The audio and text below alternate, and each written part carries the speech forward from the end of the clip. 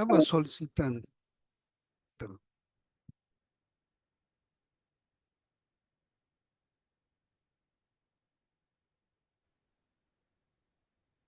Nuestra última clase, entonces, a ver, razonen un poquito en el siguiente detalle, ¿ya?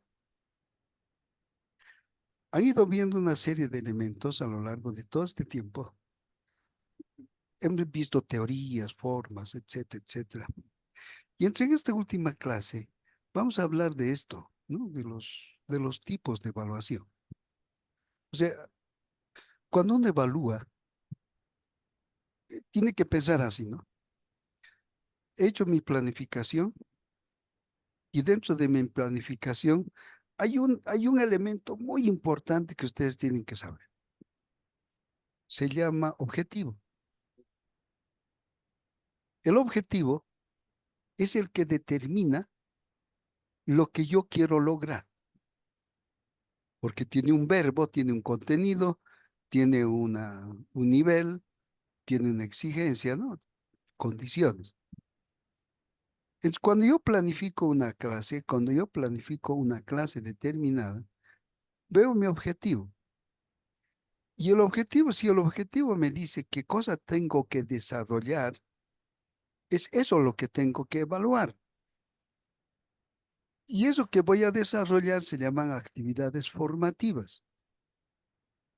Actividades que van a formar el conocimiento en el estudiante o en el profesional en formación, en este caso para ustedes. ¿Ya? Entonces, para poder hacer esa evaluación, necesito saber qué tipo de instrumento puedo utilizar. No se puede evaluar todo con el mismo instrumento, como en el examen, no. Hay instrumentos específicos para determinadas cosas en función del objetivo. Eso no olvide. Si el objetivo dice describir, la evaluación tendrá que ser para describir. Si el objetivo dice leer, tendrá que ser para leer. Si dice para elaborar, tendrá que ser para elaborar. Entonces hay tipos de evaluación, ¿ya? Entonces, en ese entendido, mi estimado Paulo Freire decía, no han leído ustedes esta imagen, ¿verdad? No han leído, ¿no? Esto. Paulo Freire dice ahí que cuando nosotros nos sometemos o a los estudiantes les sometemos a la evaluación o al examen, estamos haciendo una mitología sobre el aprendizaje del estudiante. Estamos haciendo un mito de la aprobación y un mito de la reprobación.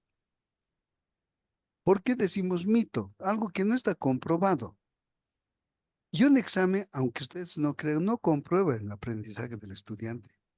Un examen no comprueba ese detalle, sino simplemente cuántas respuestas, entre comillas, correctas respondió y cuántas no respondió. Entonces, no evalúa necesariamente un aprendizaje. Esa es la razón de por qué Paulo Freire dice, debemos un poco cambiar el mito de la aprobación y el mito de la reprobación. ¿Por qué? Porque el conocimiento tiene que ser pensado. El conocimiento no termina ahí.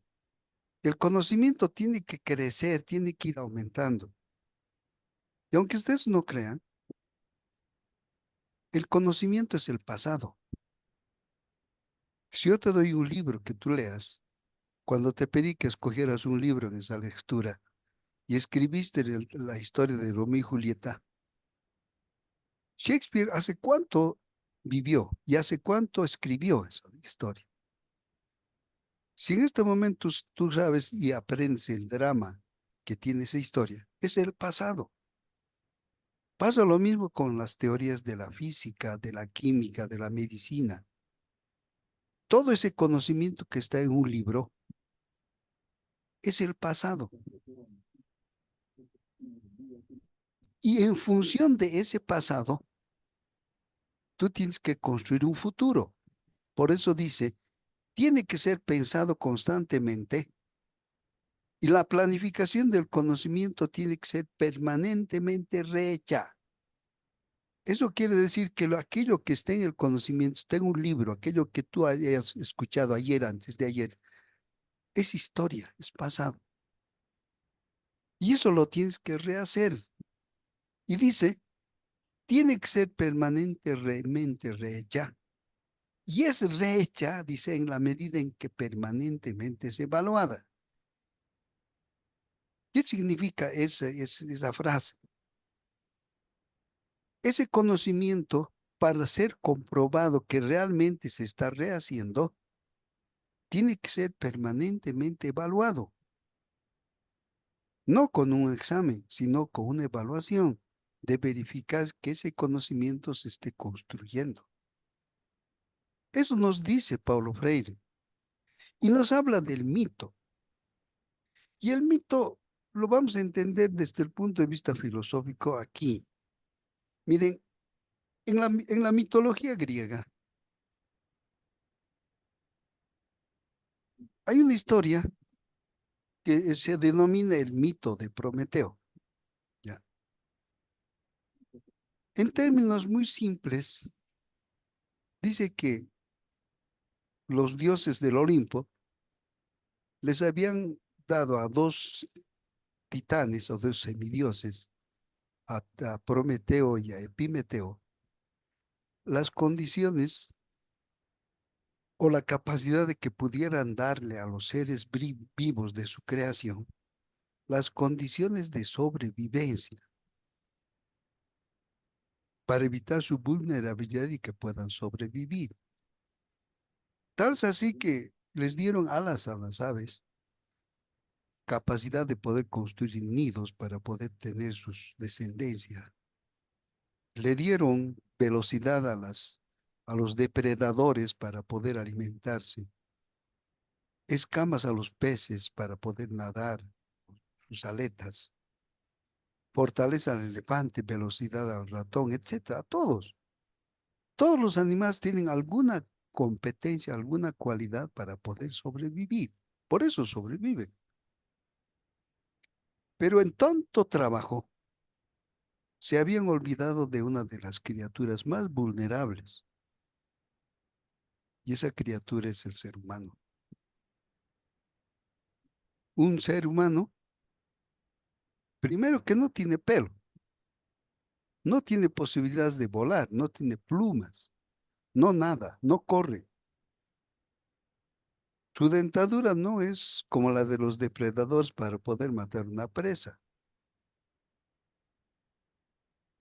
El niño que nace en la especie humana no sobrevive si es que no, sus papás no lo atienden, quizás hasta los 40 años. Son vulnerables. Y en esa vulnerabilidad, la mitología griega dice que Prometeo le robó el fuego a esas dos personas. Ese fuego que le robó Prometeo para dárselo a la especie humana, que los tenía en su poder Hefestos y Atenea, es el conocimiento, es la capacidad de aprender, es la capacidad de poder construir un conocimiento, es la capacidad de poder entender un futuro. Entonces, cuando tú evalúas, tienes que pensar que estás con un ser completamente vulnerable al que le tienes que dar todas las condiciones necesarias para que pueda sobrevivir en el mundo laboral. Buen médico, buen ingeniero, buen arquitecto, buen abogado. O sea, Ese va a súper bien sobrevivir, hablador, ¿no? ese va a sobrevivir También. en el mundo exterior. Ese conocimiento es mitológico. No sabemos si será verdad o no, por eso estamos hablando de mito. Y ahí viene lo mitómano, algo que no es comprobado, ¿no? Sin embargo, a partir de este ejemplo tan sencillo, de qué es lo que tenemos que evaluar a nuestros estudiantes, debemos pensar en este otro mito. Es el mito del conocimiento. El mito, según Platón, dice que es el pensamiento racional que precede a la ciencia. ¿Qué significa eso? Filosóficamente hablando, todos nosotros aprendemos sensorialmente. Aprendes viendo, aprendes escuchando, aprendes haciendo. Si yo te muestro este árbol que está acá abajo, ves el árbol, ¿verdad? Y puedes conocer muchos árboles que estén cerca de tu casa, en algún lugar. Esta realidad sensible es la que ves, es la que se graba en tu mente como una cámara fotográfica. Dice, lo captamos por medio de los sentidos. Escuchas el ladrido de un perro, eso se graba en tu mente y cada vez que escuchas ese sonido sabes que un perro ladra. Sabes que el sonido de la puerta que rechina cuando se abre es la puerta de la cocina o la puerta del comedor.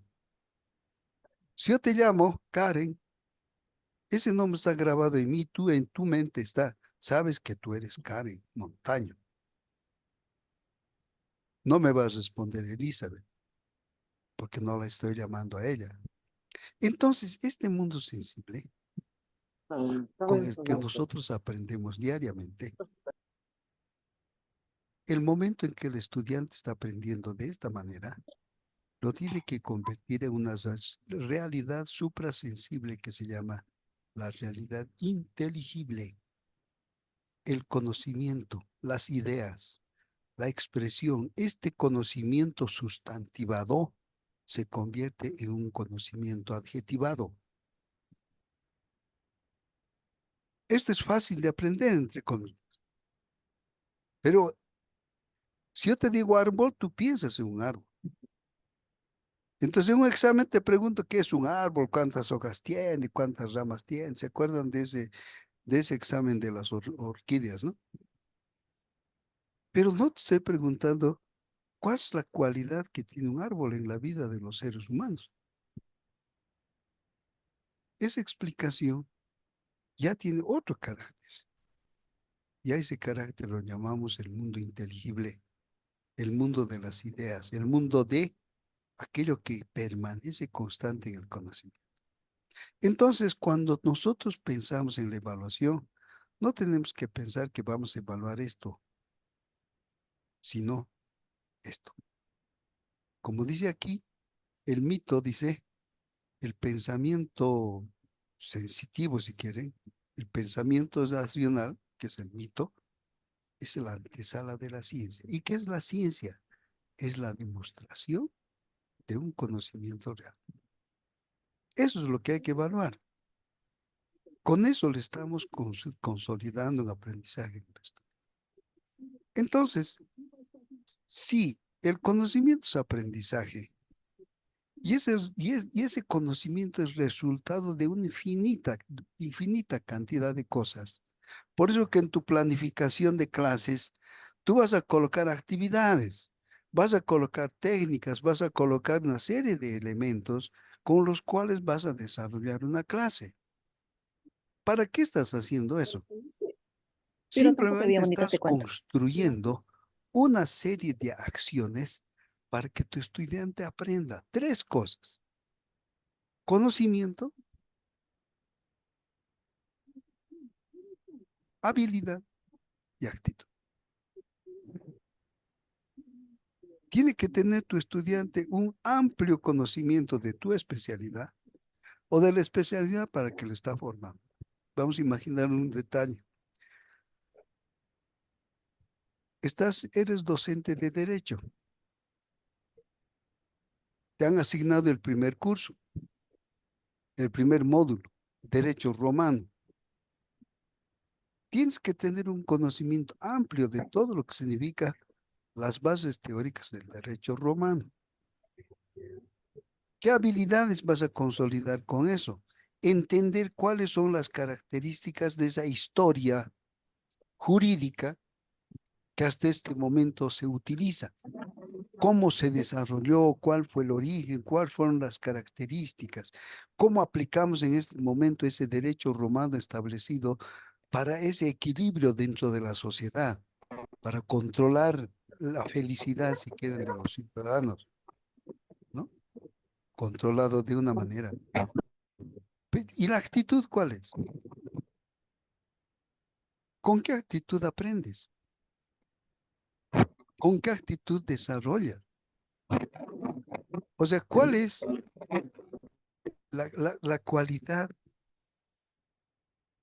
con la cual tú te estás formando? Y en esta noche, ustedes, al terminar el diplomado, tienen ustedes amplios conocimientos, si quieren, básicos, si quieren, de lo que significa ser docente en la universidad. En el diplomado les hemos indicado simplemente aquellas cosas muy breves de lo que necesitan.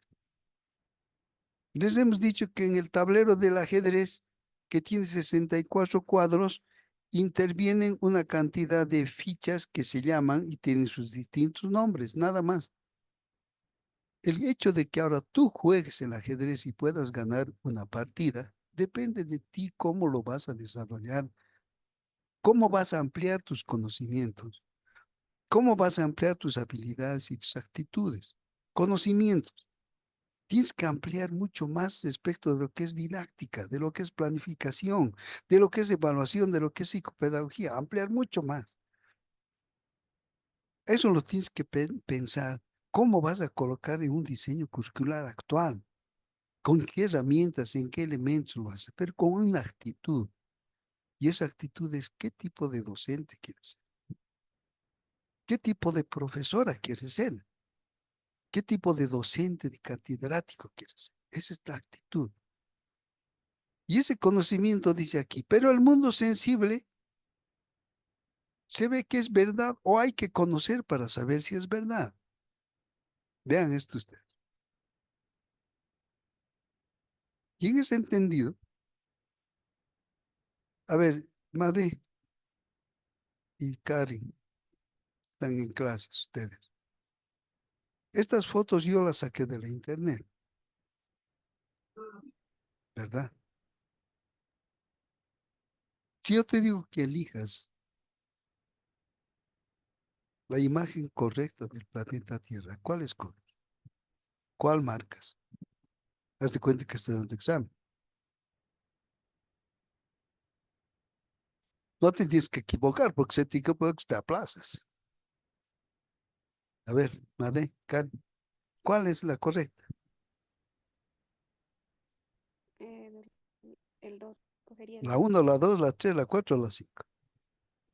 A ver, los demás que están también, si están en clases, la misma pregunta. ¿Cuál es la correcta?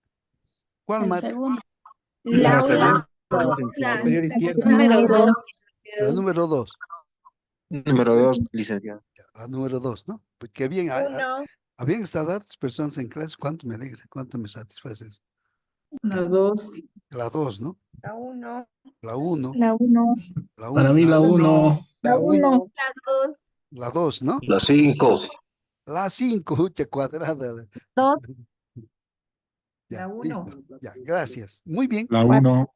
Ya han escogido ustedes o la 1, o la 2, o la 4, o la 5, no importa, ¿verdad? En un examen eso te presento y tú escoges. Y según como yo te he enseñado, yo tengo que ver si te has equivocado o no. Y tú tienes que sufrir hasta que yo te diga si te has equivocado o no. Es un examen. Pero para que tú puedas decir y escoger esto, dice, podemos aseverar que una de ellas es correcta, ¿verdad? Pero realmente para que tú digas que es la 1, la 2, la 5, ¿conoces el planeta? ¿Alguna vez lo has visto? Es posible No que lo bien, hemos visto, es posible pero que sí sabemos que es redonda. ya, Objetivamente no se lo ha visto. Vivimos en el vivimos ahí, planeta ¿no? según estudios, obviamente nos han dicho que es redonda, ¿no? Y de acuerdo a toda la formación, desde inicial hasta la formación superior, nos han indicado, nos han mostrado cómo es la forma del planeta, cada continente y demás. Ujú. Entonces, por eso se asume de que, bueno, de mi parte es el número 1. Muy bien. Ahora veamos. Una cosa es que te enseñen y sepas. Y otra muy distinta es que aprendas y conozcas. Al estudiante no hay que evaluarle lo que le enseñas. Al estudiante hay que evaluarle lo que él aprende. Porque has indicado hace un rato, ¿no? El conocimiento que yo como docente sé, como yo estoy hablando con ustedes estas noches, es un conocimiento del pasado, porque yo lo he leído en libros del pasado y les estoy diciendo que esto es lo que tienen que hacer.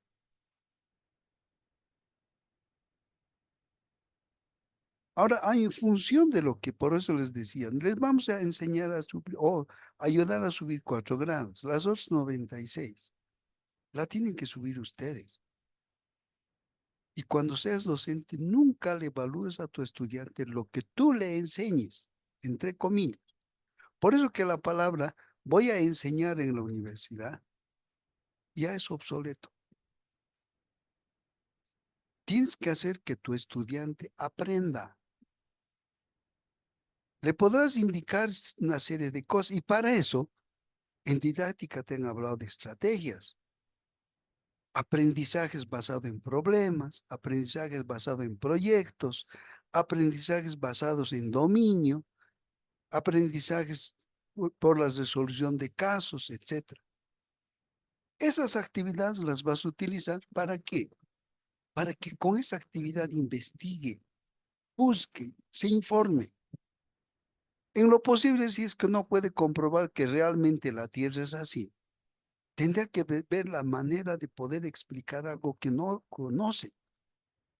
A eso llamamos conocimiento intangible, ¿verdad?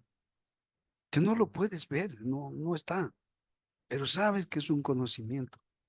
La intangibilidad es parte del conocimiento que queda dentro de ti. A ver, todos somos mayores. ¿Alguna vez ustedes han podido dibujar al amor? ¿Alguna vez han debido sentir amor por alguien? ¿Verdad? Si ese alguien te dice, mi amor, ¿me podías dibujar?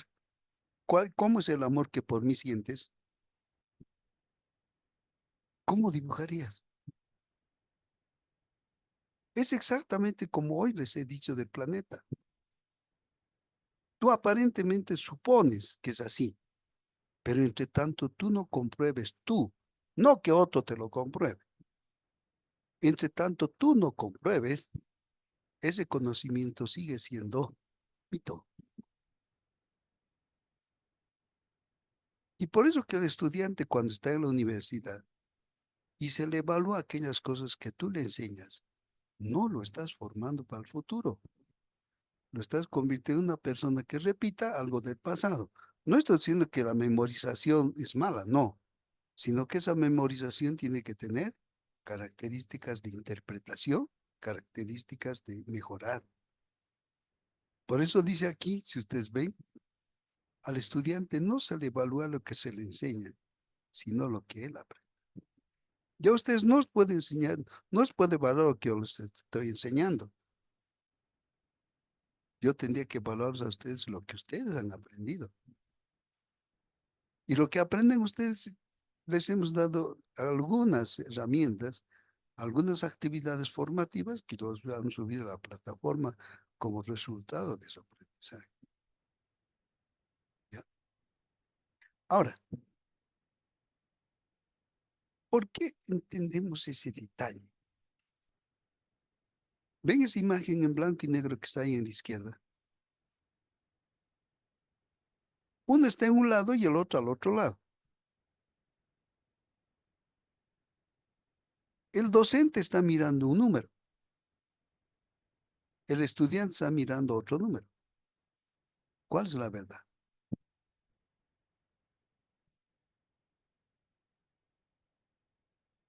Entonces, eso es cuando tú le dices a tu estudiante que repita lo que tú le estás enseñando. Tú estás viendo el número 9, pero tu estudiante está mirando el número 6. Pero si él te dice que está viendo el 6, le vas a poner mal, porque quieres que responda que lo mismo que tú estás viendo, es el 9, y él no está viendo el 9. Es por complacerte a ti, va a poner, aunque esté equivocado, va a responder que es el 9, no en su interpretación que es el 6. Y si de esa imagen tridimensional del cilindro te pregunto, ¿ese cilindro será cuadrado, será círculo o realmente será un cilindro?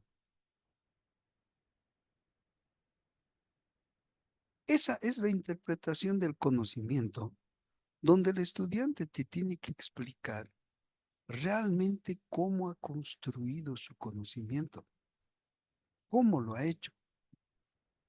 Porque cuando construya su conocimiento, te va a presentar, pues, el resultado de ese aprendizaje. No es lo que tú quieres que te responda. ¿Ya? Entonces, por esas razones, es que inicialmente, debemos conocer que el estudiante, y en este caso ustedes, han ido aprendiendo en el diplomado y el estudiante aprende en clases bajo 3 tipos de conocimiento.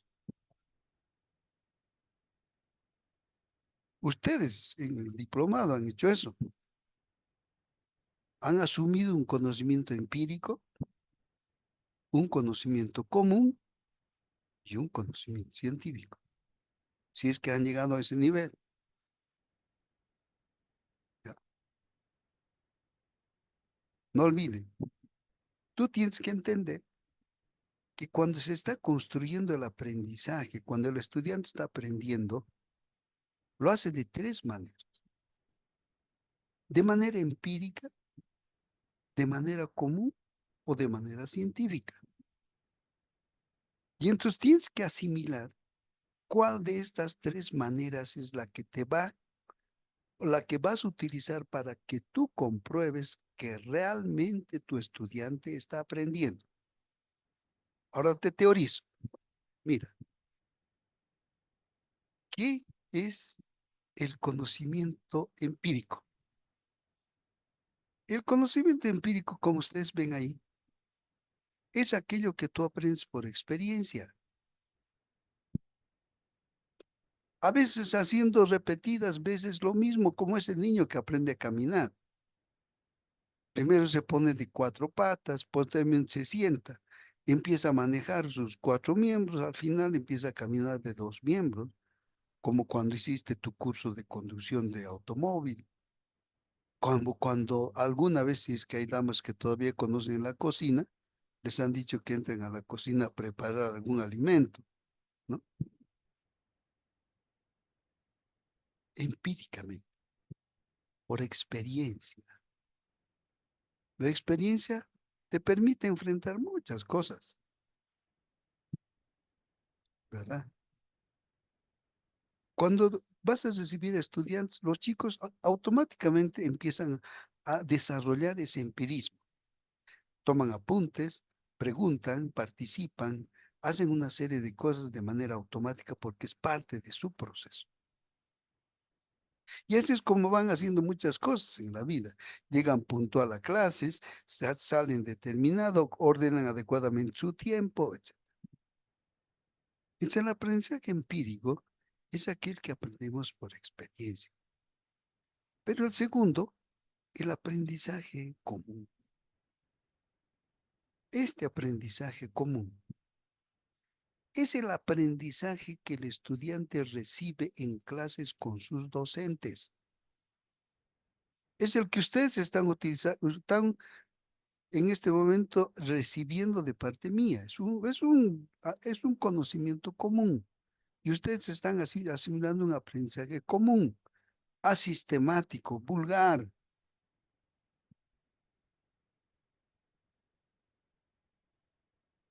Que a veces se aprende un conocimiento común de dichos, de comentarios, lo que se está en las redes sociales, lo que te mandan en los memes, en el TikTok, no te mandan una serie de cosas. Tú miras eso y comprendes. Cuando el docente explica su clase, el estudiante le miran como ustedes me están mirando esta noche, creyendo que lo que les estoy diciendo es la absoluta verdad. ¿No es cierto? Una anécdota de esto, al tiempo que llegaron las vacunas a Bolivia, dice que en Cochabamba, dos compañeros se habían encontrado ya yendo por el Prado en una movida hacia Calacal a comer unos chuletones. Entonces, el Luchito con, a ver, con el Juan Carlos se estaban dirigiendo hacia Calacal, toman un transporte público y están hablando de cosas, ¿no? Y de pronto escuchan que detrás de ellos había una pareja. Estaba el J.C. López y estaba el Alberto hablando durante el periodo de la vacuna, ¿no? Y el Alberto le dice al J.C. López, sabes, hermano, yo no me voy a hacer vacunar, menos con la vacuna rusa, porque dicen que si me hago vacunar con esa vacuna, me voy a convertir en hombre lobo, como este personaje que está aquí. En serio, sí, así dicen. Y entonces, el Juan Carlos Orco más Luis, escuchan eso, esa charla. Y llegan a su casa el Juan Carlos Orco y le dice a su esposa, mi amor, no me voy a hacer vacunar con la vacuna rusa, porque no quiero convertirme en hombre lobo. En las noches de luna llena quiero recitarte poemas, no quiero subir al techo y aullar. ¿Por qué? Así han dicho. ¿Quién te ha dicho? Así hemos escuchado. Dice que es así. Ese dice que es así. Es el aprendizaje común. Mi docente dice que esta es la realidad. Mi docente dice que este es el tipo de planeta. Mi docente dice que esto es así. Por eso que el docente explicador quiere que sus estudiantes respondan tal cual él ha explicado. Y si no responde tal cual, está mal. ¿Y entonces qué tiene que hacer el conocimiento común ese estudiante, en el caso de ustedes? Lo que les hemos hablado a lo largo de todo este periodo del diplomado es un conocimiento común del pasado.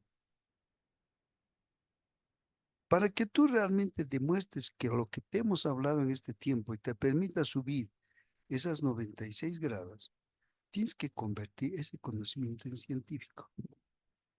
Tienes que comprobar, tienes que investigar, tienes que verificar, tienes que transformar ese conocimiento común en conocimiento verdadero, en conocimiento cierto.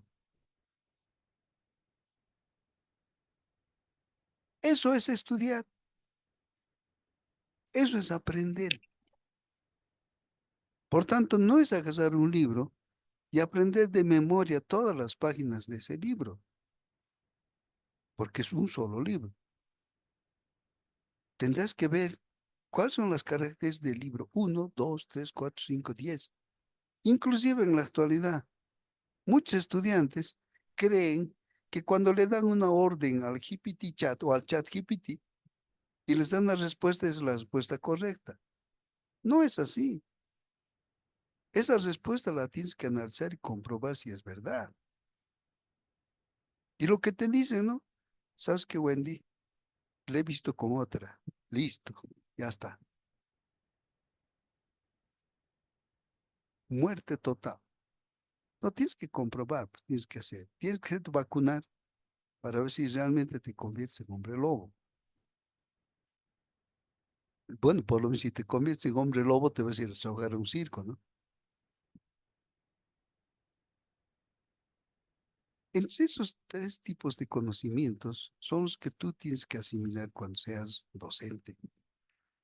Hay otros tres conocimientos que son aquel conocimiento vulgar, empírico, que tú acumulas todos los días en clases, en todo.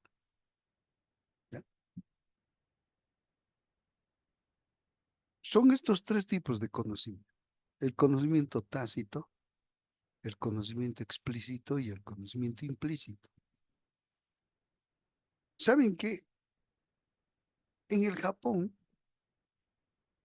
han manejado tanto esta clase de conocimiento, han manejado tanto esto, que estos dos señores, el Nonaki Takeuchi, han diseñado una teoría que se llama la gestión del conocimiento, que es este cuadrito que ven acá, que enseguida vamos a explicar. Si nosotros hiciéramos eso, sería muy interesante, ya vamos a ver más adelante. ¿Qué es el conocimiento tácito? El conocimiento tácito es es el que se utiliza por experiencia, es el que acumulas de la información que recibes. Es lo que llenas en tu cerebro la abundante cantidad de información. El estudiante hace eso desde que sale de su casa. Tiene clases con la licenciada Karen. Desde que se levanta, empieza a razonar, ¿no? Tengo que llegar puntual porque me va a cerrar la puerta. Además de eso, tengo que ir a sentarme en la primera fila porque habla bajito, entonces tengo que escuchar. Me voy a sentar adelante además porque yo tengo mi cuaderno limpio. Si ella no ha preparado su clase, me va a pedir dónde hemos quedado, entonces yo le voy a dar. Entonces el estudiante, todos esos elementos los va asimilando. ¿Quién se sentó a su lado? ¿Quién se sentó delante? ¿Quién fue atrás? ¿Quién hizo la tarea? ¿Quién no hizo? ¿Quién presentó? ¿Quién expuso? Etcétera. Es como en un iceberg. Yo no conozco un iceberg, por si acaso. Dice que es así, ¿no? He visto en una película, Titán, también una cosa así grande de hielo en el mar. Todo lo que está debajo de este bloque grande que ven debajo de un iceberg es el conocimiento tácito. A ver, les voy a dar un ejemplo de esto. En la actualidad ya no se utilizan ese aparatito, ¿no? Antes, bueno, en Cochabamba llamaban el pendrive, en La Paz se llaman el flash memory. Pues es una cosita cuadrada, ¿no? Esta cosita que ven acá, ¿no? Cuando tú estás trabajando, de pronto te sale un mensajito, ¿no? Dice espacio insuficiente. ¿Qué ha ocurrido con ese espacio? Has llenado tanta información tácita que lo que tienes que hacer es borrar lo que no sirve para dejarlo, entre comillas, con un espacio y se quede solamente la información útil, la información adecuada. En nuestro conocimiento exactamente es así. No le llenes al estudiante de información tácita porque no hay pues un espacio que se pueda borrar para que ese conocimiento se convierta en un conocimiento explícito, útil. conocimiento significativo. Entonces ese bloque de hielo tan grande que está abajo tiene que salir arriba, pues es una cosa pequeña. De todo lo que te he hablado en esta media hora, no sé cuánto habrás asimilado y cuánto recordarás, si es que recuerdas. Ese conocimiento tácito y es explícito, para convertirse en un conocimiento implícito, tienes que practicar para que quede definitivamente centrado en ti. Cuando te pregunten, diseña, haz un diseño curricular, sepas qué cosas tiene que ir, qué cosas tiene que hacer. Cuando te digan escribe un objetivo, tienes que saber cómo escribir el objetivo. Cuando te digan cómo tienes que evaluar, saber cómo evaluar, ya queda, implícitamente queda. Pero para que quede de esa manera implícita, estos dos japoneses han creado lo que se llama esto, de la gestión del conocimiento. Estos dicen, ahora ustedes entenderán por qué nos venden todos los orientales, japoneses, chinos, coreanos, porque esto maneja. Todo el conocimiento epistemológico, axiológico, ontológico, conocimiento de características tácitas, de conocimiento vulgar, etcétera. Cuando hayas convertido esos conocimientos en un conocimiento como esta característica, dice, socializa tu conocimiento, comparte tus experiencias, explica tus diálogos, observa, presenta tus tareas, demuestra tu aprendizaje. A eso llamamos socialización del conocimiento. En una prueba, en un examen, en una exposición, en un debate. ¿Para qué haces eso? Para que ese conocimiento se convierta en explícito. Por ejemplo, cuando exteriorizas tu aprendizaje, por ejemplo, a través de un mapa de conceptos, a través de un PowerPoint, a través de la presentación de un PowerPoint, te estás exteriorizando tu conocimiento, estás llevando afuera lo que sabes. Y ese afuera de lo que tú sabes que se llama el conocimiento explícito, lo tienes que combinar con la experiencia de otro. Porque a alguien estás presentando ese conocimiento. En este caso, ustedes me presentan a mí. Yo tengo que, ese tu conocimiento, lo vas a combinar con el conocimiento mío. Entonces va a haber un conocimiento enriquecido, si quieres. Lo que tú sabes, lo que el otro sabe. Y ese conocimiento enriquecido lo vas a interiorizar. Lo vas a hacer tuyo. Lo vas a aprender. Pero no lo dejes ahí. Lo que has aprendido en este diplomado, por ejemplo, has socializado con tus 15 actividades formativas.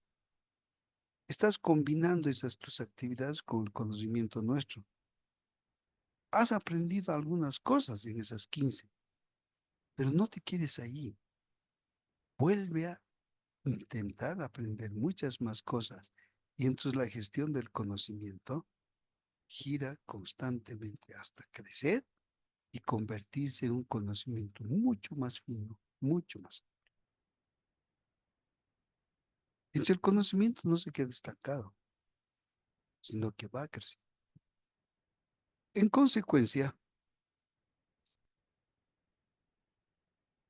podemos utilizar algunos tipos de evaluación. Si tú vas al Internet, abres la Internet, te vas a encontrar con un cúmulo de maneras, de tipos de evaluación. Conocimiento común. ¿Cuál es el verdad? ¿Cuál es la verdad? Como los mapas que te he mostrado. ¿Cuál vas a escoger? ¿Cuál crees que es el correcto? Entonces no sabes cuál es. Tendrías que experimentar y hacer uno por uno. Primero haré después este, y veré después de todo el resultado de eso, cuál es la verdad. Entonces, en los tipos de evaluación, hay infinita cantidad como cantidad de autores hay. Es como si te dijera, ¿cuántas canciones de reggaetón has escuchado? Escucha, me vas a decir, pues, infinita cantidad. Dependiendo de cuántos autores hay, cuántos cantautores hay, ¿verdad? Entonces, en el diplomado, les vamos a nosotros simplemente sugerir. Es una sugerencia, no es una imposición. Es una sugerencia más nada, de que ustedes puedan acostumbrarse a trabajar, acostumbrarse a manejar, si quieren, estas 5 clases de tipos de evaluación. Maneja la evaluación de acuerdo al momento en que se aplica, de acuerdo a la finalidad que tiene la evaluación, de acuerdo a la gente que evalúa, de acuerdo al origen y de acuerdo a la extensión de la evaluación. ¿Por qué te digo eso? Porque tienes que saber si vas a evaluar, por ejemplo, todo un contenido, todo el libro, o una parte, como en el caso de ustedes. ¿Te voy a evaluar de toda la guía? No, de lo que tú escojas. Hoy esta noche, por ejemplo, yo podría evaluar a todos los que están presentes o solamente a algunos. Entonces, a partir de este detalle, yo por lo menos les sugiero que aprendan un poquito a manejar estas 3 maneras o estos 3 tipos de evaluación, ¿ya? Si tú crees que estas 3 formas de evaluación son las más adecuadas porque yo te estoy comentando, experiméntalo, compruébalo, hazlo ciencia. Y entonces, en función de esto, ¿qué va a ocurrir?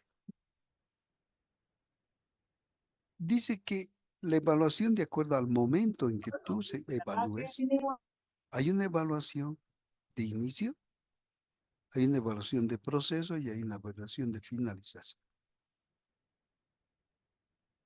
De acuerdo a la finalidad que tiene la evaluación, hay una evaluación diagnóstica, una formativa y una sumativa. Quiere decir que la finalidad de la evaluación es diagnosticar, formar y sumar.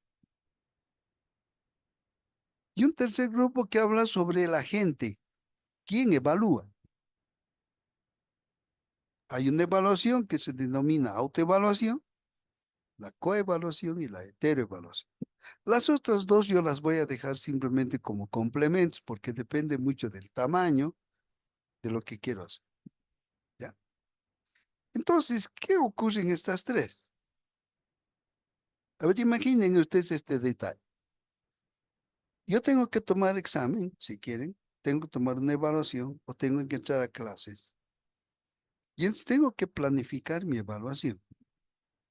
Tengo que pensar que mi estudiante es como este atleta que está en el punto de partida. Tengo que conocer todos sus antecedentes. Y por eso en alguna clase les decía, el estudiante tiene que llevar consigo no una libreta de notas, tiene que llevar consigo una evidencia o un documento que sea el portador o el informe de su registro o su récord académico. Este atleta tiene que tener tenis, tiene que tener cosas para correr. El estudiante, si tú eres docente de derecho, tu estudiante tiene que por lo menos saber hablar bien, saber interpretar bien, saber leer bien.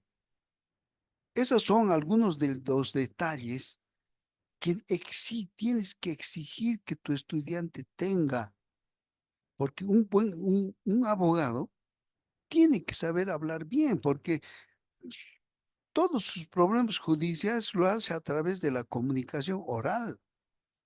Y además tiene que saber interpretar y leer las leyes. Son condiciones iniciales. Yo quiero que mi estudiante haga esto en este año, pero debo saber bajo qué condiciones está entrando. A eso se llama el historial académico, que no hay en ninguna parte. Ustedes tendrán que ser los promotores de ese registro académico.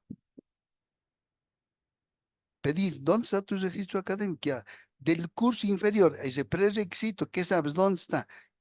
¿Qué cosas, cuáles son tus fallas? ¿Cuáles son tus avances?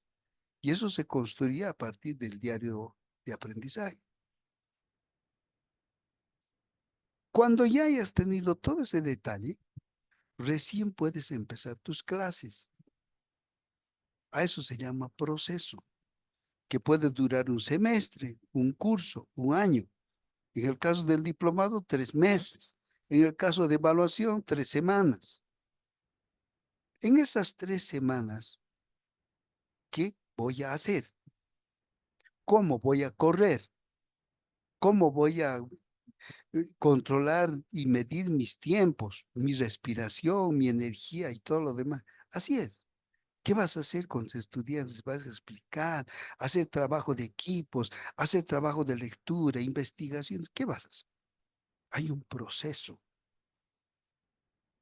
Y durante todo ese proceso, tienes que verificar su aprendizaje para que llegue al final competente.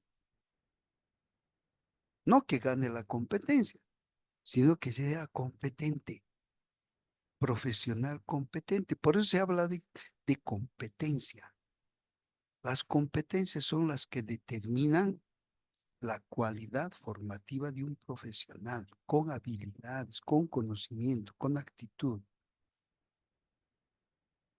Que sepa leer, que sepa hablar 2 idiomas, que tenga características de esta naturaleza, etc. Eso tienes que saber al principio. Y durante este proceso, que es el más largo en la evaluación, tienes que hacer estas 3 cosas. Una vez que ya sabes que tu estudiante tiene condiciones, tienes que desarrollar diagnósticos permanentes, como el médico en el control de su paciente. Cada día con su historial clínico, tú tienes que ir con su historial académico.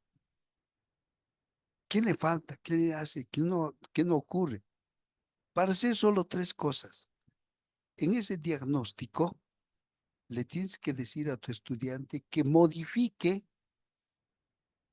su proceso, modifique ese aprendizaje, que cambie su metodología o que corrija. Entonces, en ese diagnóstico en educación, solo se hacen 3 cosas.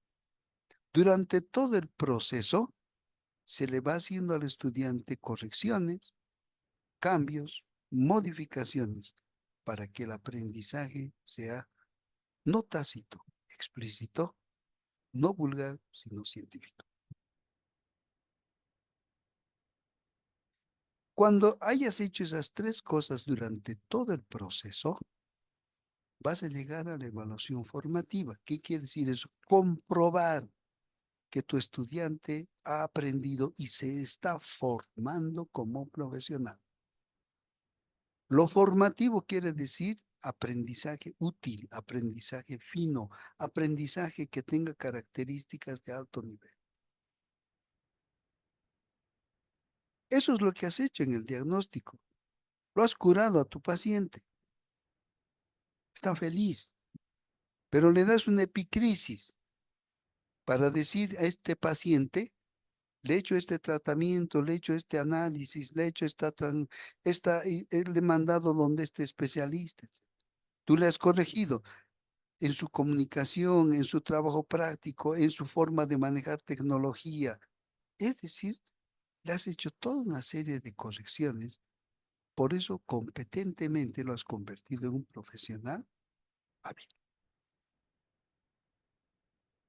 Y al final de comprobar que se ha formado en función de ese objetivo que tú querías, Le puedes poner la nota que tú consideres. Si normativamente te piden que pongas un número, le pones un número. Pero ese número ya no es pues porque se ha sacado en el examen. Es el resultado del seguimiento que tú has hecho.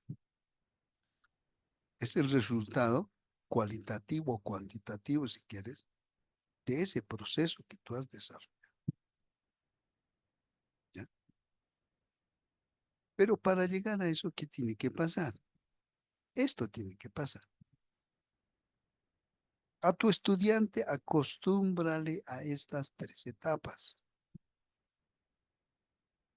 que existen de acuerdo a la gente que evalúa: la autoevaluación, la coevaluación y la heteroevaluación. Ese diagnóstico que has hecho para demostrarte en ese proceso de formación o evaluación formativa, estas tres cosas tienen que pasar. Primero, ¿saben qué tiene que ser la Karen? Cuando ha estudiado, entre comillas, un contenido, tiene que revisar su diario de aprendizaje, que está aquí abajo, donde están sus dominios, sus logros y sus dudas. Y entonces ella tiene que hacer inicialmente, mirándose en el espejo del conocimiento, no en el espejo físico que está ahí en su casa, ¿no? Eso ahí usa cada día. Hay que decir, qué contenidos domina, qué contenidos ya sabe, qué contenidos son explícitos, qué contenidos son científicos, cuántos contenidos todavía en sus logros están en proceso de convertirse en científicos y cuántas son sus dudas, cuáles no los ha podido solucionar. Entonces, ahí es el docente, el tutor. Y esas dudas son las que se hace que corrija, que cambie o que modifique. Pero antes de entrar a la tutoría o a la evaluación con el docente, Karen le llama a Wendy y le dice: Wendy, ¿sabes cómo tenemos una evaluación de esta asignatura? Yo tengo mi diario de aprendizaje y tú debes tener el tuyo. Verificaremos cuáles son tus dominios y los míos. Verificaremos cuáles son tus logros y los míos. Y veremos cuáles son tus dudas y mis dudas. ¿Qué tal si en una reunión de las dos charlamos? Inicialmente yo te ayudo a solucionar tus dudas y tú me ayudas a solucionar las mías. Esas las convertimos posteriormente en logros. Ahí volvemos a consolidar y hablar para llevar esas dudas y esos logros a dominios. Porque así están aprendiendo entre dos especialistas. A esa parte se llama coevaluación.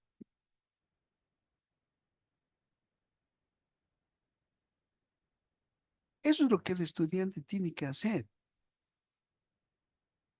como resultado de sus diagnósticos, como resultado de todo ese proceso. Y entonces Karen y Wendy establecen una estrategia.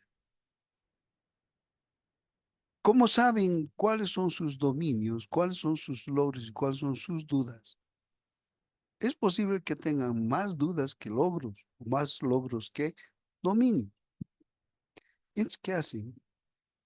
Presentan, utilizando una estrategia, a la heteroevaluación con su docente.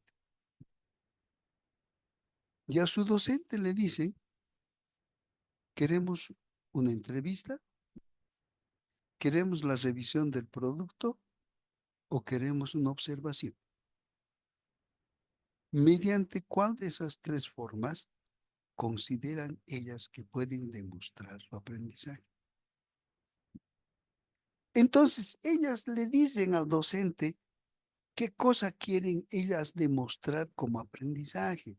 No le están pidiendo al docente que él les pregunte lo que él quiera, sino que ellas están estableciendo una estrategia para demostrar su aprendizaje mediante una entrevista, mediante un análisis de producto o mediante una observación. Y pueden sugerir inclusive con qué técnica quieren, con qué instrumento quieren que se les evalúe. Entonces, a eso se llama la evaluación dialógica, porque el docente no es unidireccional en la evaluación. Es un diálogo entre el docente y el estudiante para ver cómo se evalúa ese aprendizaje. Porque la cuestión del docente no es reprobar al estudiante, es consolidar su aprendizaje, porque están formando profesionales en la universidad. Y cuanto mejor profesionales formen, nuestra ciencia va a subir, ¿verdad? Entonces esos detalles tienen esa característica en particular, ¿no? Ahora, ¿con qué herramientas evaluamos ese detalle? Hay herramientas, hay instrumentos de evaluación, no solamente el examen. Del mismo modo anterior, si ustedes ingresan a la internet, infinidad de instrumentos y herramientas. Ustedes tienen que saber cuál de esas pueden utilizar. En la actividad número 4.1, precisamente es que ustedes tienen que averiguar en ese segundo bloque del manual que tienen que utilizar, cuál es la mejor herramienta que pueden utilizar en el trabajo. ¿Ya? En consecuencia de esto, ¿qué es lo que tenemos que pensar? Piensa esto, porque esto es la tarea 4.1. Tienes que pensar que cuando vas a evaluar eso que hemos ido hablando, ese tipo de conocimiento, vas a evaluar, solamente vas a evaluar actividades formativas. La evaluación solo se circunscribe a la evaluación de actividades formativas. Esas actividades formativas son todas aquellas cosas que se utiliza para el trabajo. Entre estos tres elementos son importantísimos que tú tienes que saber en la evaluación. ¿Qué se evalúa? ¿Cómo se evalúa y con qué se evalúa?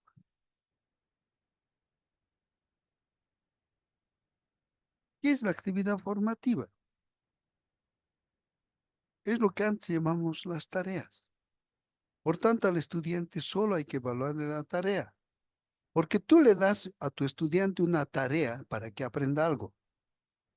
Y esa tarea puede ser una lectura, una investigación, un trabajo práctico, un elemento importante, un resumen, un ensayo, lo que tú consideres. ¿Para qué le das esa tarea? No para que se frustre. Tienes que saber, por eso hay una metodología de la tarea, que tienes que saber dar tarea en función de qué cosa quieres que tu estudiante aprenda con esa tarea. No como castigo, ni como premio, simplemente como una actividad de formación. Ese detalle, ese detalle es importante poder entender aquí, ¿no? En consecuencia de eso, la actividad es la que da el docente, la que el estudiante propone, la que se da como actividad formativa, etcétera, etcétera. Esa actividad tiene que ser evaluada a través de técnicas. Una actividad se evalúa mediante una técnica. Por ejemplo, podría ser la técnica de la entrevista, la técnica del análisis de producto o la técnica de la observación. Aquí ven un cuadro. Por ejemplo, para la técnica de la observación se utilizan estos tres tipos de instrumentos, por ejemplo. Estos instrumentos son con qué. Este es el cómo. El con qué Es la herramienta. ¿Qué pueden ser? Listas de cotejo, escalas de estimación, pueden ser rúbricas, pueden ser instrumentos de evaluación de observación, etcétera, etcétera. Son varios o son muchos. Tienes que saber diferenciar con cuál de ellos vas a poder trabajar adecuadamente una determinada evaluación. Ese ya es parte de tu investigación, de tu aplicación.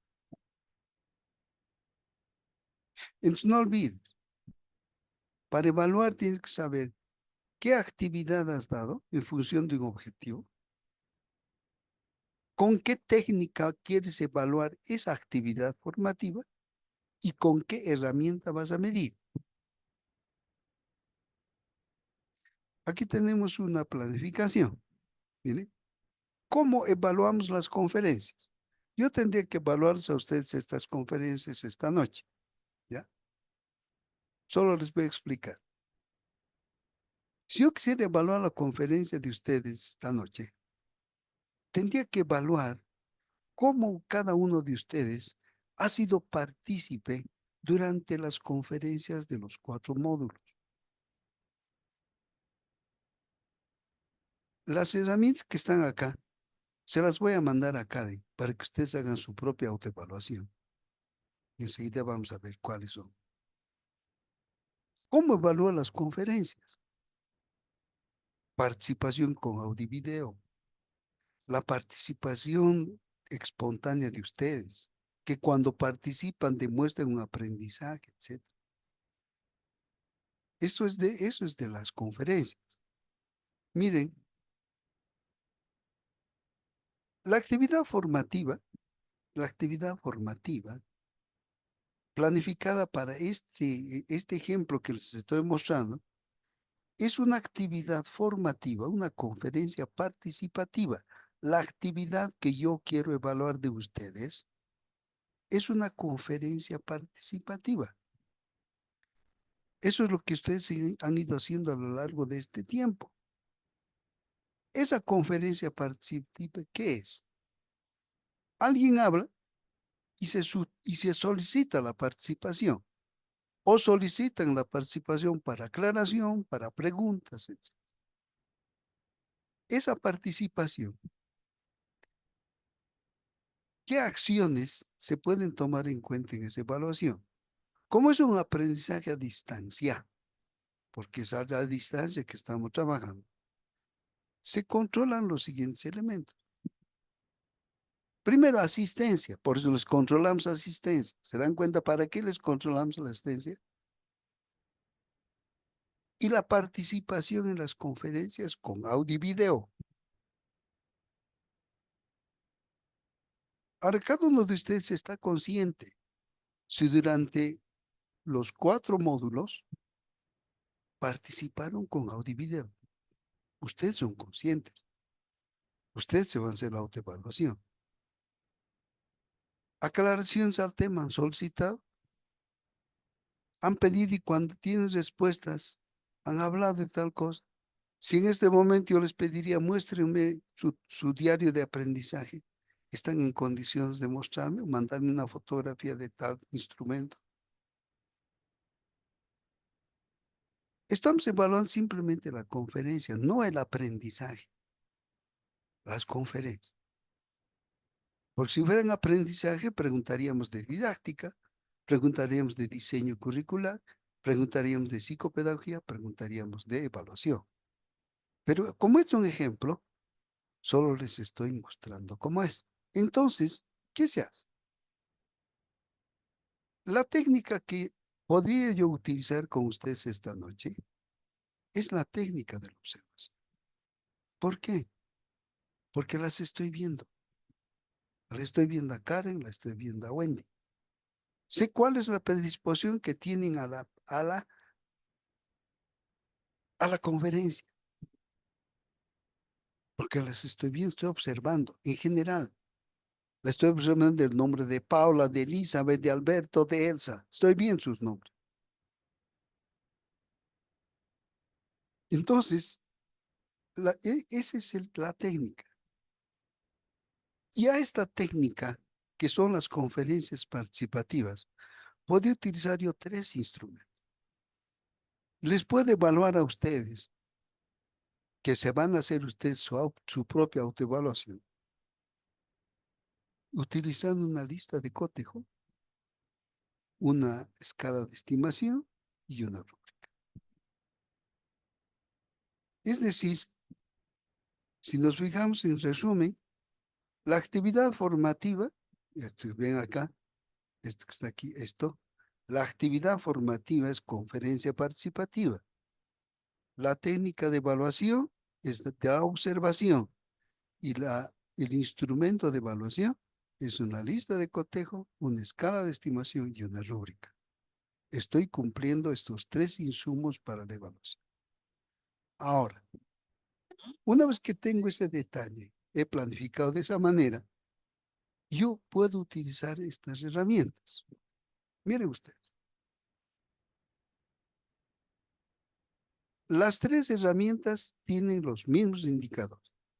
¿Cuáles son esos indicadores? Miren ustedes. El indicador dice participación y asistencia. Participación con audio y video, respuestas, aprendizajes, preguntas aclaratorias, etcétera, etcétera, ¿verdad? Eso es lo que tengo que evaluar. Y para eso he diseñado estas herramientas que están.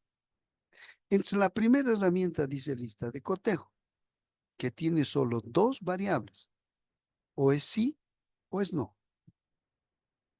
Y entonces, podría preguntar esta noche a todos los que están presentes, y podría preguntarles de esta manera, ¿no? A ver, ahorita quiénes están con audio y video. Karen, Brígida, Verónica.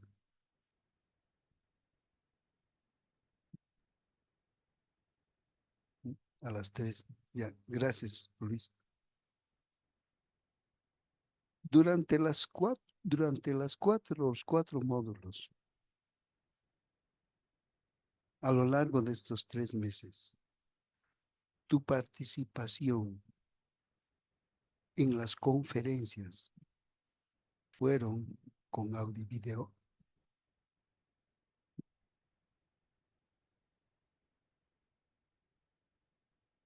Entonces estoy haciendo una pregunta muy directa, ¿verdad?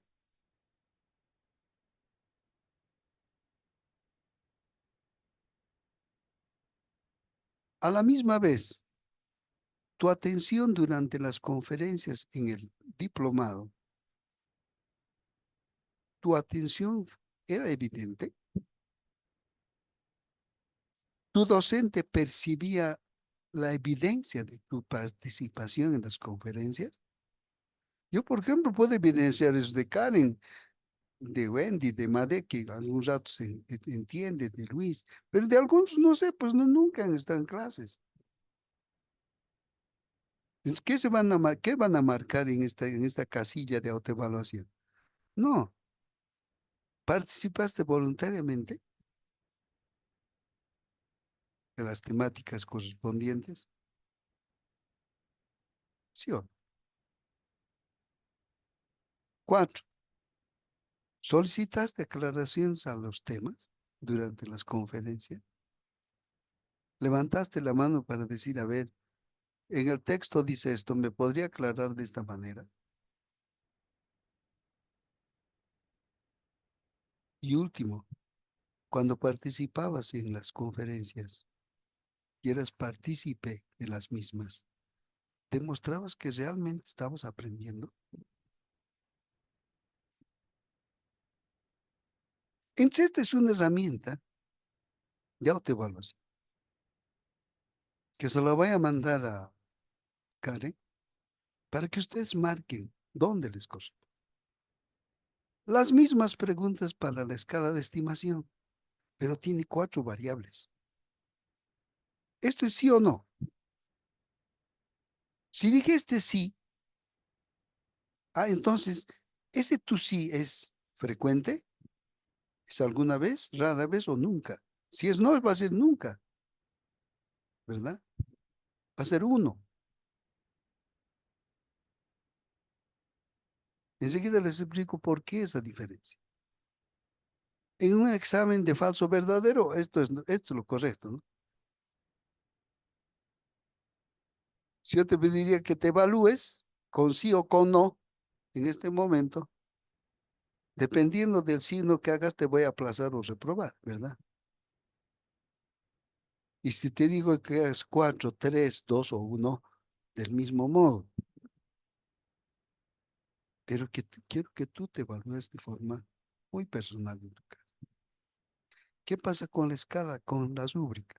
Las mismas preguntas, solo que tienen ciertas variaciones.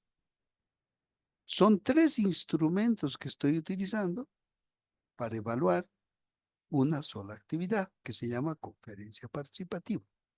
Por tanto, si tú vas a organizar y evaluar una conferencia participativa, esto tiene que conocer tu estudiante el primer día para saber qué cosas tiene que hacer. Esta es la planificación de una evaluación. Así es como se planifica y así es como se evalúa. Entre ustedes se van a autoevaluar, ¿ya? Como en el cuestionario de competencias, ustedes se van a autoevaluar. Ahora, ustedes dirán, ¿por qué tiene 4 y el otro 2? Hay una sola explicación. Vamos a hablar de la rúbrica. Vamos a suponer nomás, ¿no? No estoy diciendo que es así. Vamos a suponer que Gustavo, en cuanto a la demostración de su aprendizaje, le ha echado 1. Estamos en clases regulares. Me entrega su hoja de autoevaluación y me veo, dice, es poco probable que esté aprendiendo. Entonces, ¿qué tengo que hacer con él? Ahí sí es donde tengo que utilizar el diagnóstico. ¿Por qué no está aprendiendo? ¿Qué tiene que corregir? ¿Qué tiene que cambiar? ¿Qué tiene que mejorar para que pase al inmediato superior? Si aquí dice, es poco probable que esté aprendiendo, tendré que pasar a que su aprendizaje puede ser regular.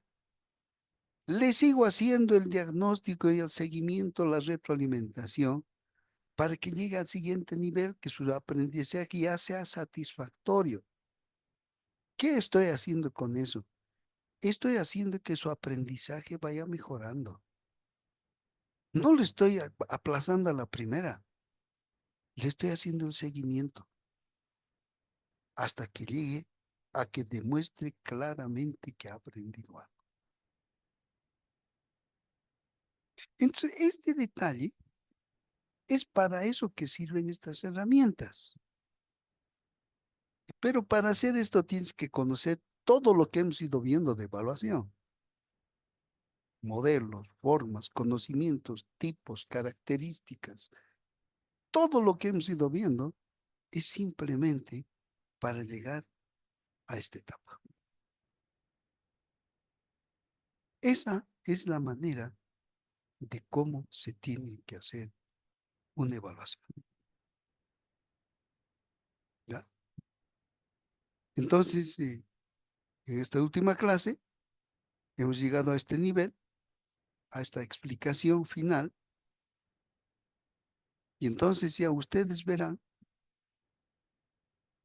qué les espera para ya la docencia dentro de poco, porque a partir de este detalle, de esto que hemos mencionado, ya, ejemplos, eliminemos un poco este tipo de exámenes orales, este tipo de preguntas escritas, complementar palabras, escriben 10 palabras, falso, verdadero, ¿verdad? Este tipo de evaluaciones se pueden utilizar, pero esto no mide lo que mide, por ejemplo, esta rúbrica. Con este examen, ¿qué cosa le puedo decir? ¿Sabes? La siguiente vez no te vas a equivocar de la fecha. ¿Qué le voy a decir? ¿Será importante que anote la fecha? Quizá no es importante que anote la fecha, ¿verdad? Entonces, Lo mismo para las exposiciones orales, solo decir la partecita que le toca, ese papelito chiquito, esito estudiado, nada más. No son pruebas que evalúen, ¿ya? Por ejemplo, en este tiempo, ya no solamente para resolver problemas, se utiliza una herramienta. Pueden utilizarse cualquiera de estas herramientas que vengan. Vayan al internet y ahí van a encontrar cualquiera de estas herramientas que sirven para evaluar problemas, resolución de problemas, ¿ya? Para evaluar entrevistas, cuestionarios, estructurados, no estructurados. Van al internet, hay cuestionarios, hay gráficas, hay relaciones personales. Son herramientas que se utilizan para eso. Van al internet, ahí tienen una infinita cantidad de herramientas que los pueden copiar. Hay herramientas sencillas que ustedes lo pueden hacer, los pueden definir con herramientas. Si yo quisiera saber sobre, por ejemplo, el caso de las pruebas, puedo utilizar portafolios, este portafolio de evidencias que me permite demostrar las características que tiene el aprendizaje en el estudiante, ¿ya? A la misma vez, puedo utilizar una rúbrica. En el caso de ustedes, la monografía se va a evaluar con una rúbrica de 19 indicadores, ¿ya? Por ejemplo, en esos indicadores, ¿qué está? La originalidad del tema, la pertinencia académica en uno de los 4 módulos. Entonces, cuando hagan ustedes el taller de monografía, todos estos detalles se les va a explicar. Es una rúbrica que se utiliza para eso. Entonces, ya para concluir, miren, ¿cómo podemos evaluar los conocimientos? Por ejemplo, ¿qué actividad de evaluación voy a utilizar? Digamos, exposición oral. En una exposición oral, que es una entrevista, yo necesito que mi estudiante exponga un tema, lea su cuaderno de aprendizaje, demuestre su conocimiento. Voy a utilizar la técnica de la observación. Y puedo utilizar cualquiera de estas herramientas dependiendo de la exigencia de ese conocimiento que yo considero. Si es una lista de cotejo, ¿expone bien su tema? Sí, sí, no. Si es registro anecdótico, me dirá que en esa exposición hay estas características, en estos errores, este es el registro de anécdotas que ha ocurrido, etc. Para poder evaluar habilidades tangibles o intangibles, no importa, la construcción de una maqueta, de una redacción, de un trabajo práctico, de un PowerPoint, de una infografía, podemos utilizar la técnica del análisis de producto y cualquiera de estas herramientas que están, las que yo desearía utilizar. Dominio del tema mediante debates. En un debate, la persona tiene que dominar un tema. Si no, no entra a un debate. Entrevistas o puestas en común. Puedo utilizar el intercambio oral o puedo utilizar estas herramientas que están. Del mismo modo, el desempeño pueden ser pruebas escritas, esos famosos exámenes, pero tienen que ser mejorados en otro sentido, y el aprendizaje, que es la herramienta más adecuada para poder verificar el aprendizaje en el estudio. A través de la autoevaluación, coevaluación y heteroevaluación, una sociometría, una observación, un análisis de producto, se puede utilizar un diario de clase o diario de aprendizaje. El diario de aprendizaje es la clave para demostrar un aprendizaje.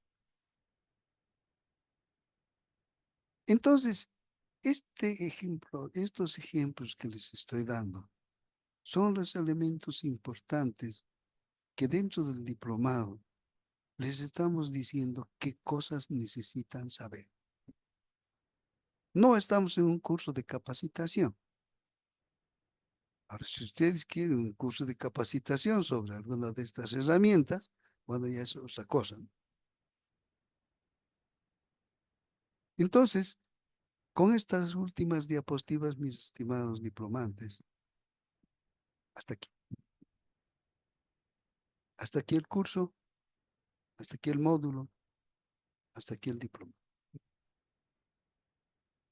A nombre de todos los docentes que hemos estado con ustedes y hemos tenido la buena suerte o mala suerte de conocerlos, hasta aquí me despido a nombre de todos ellos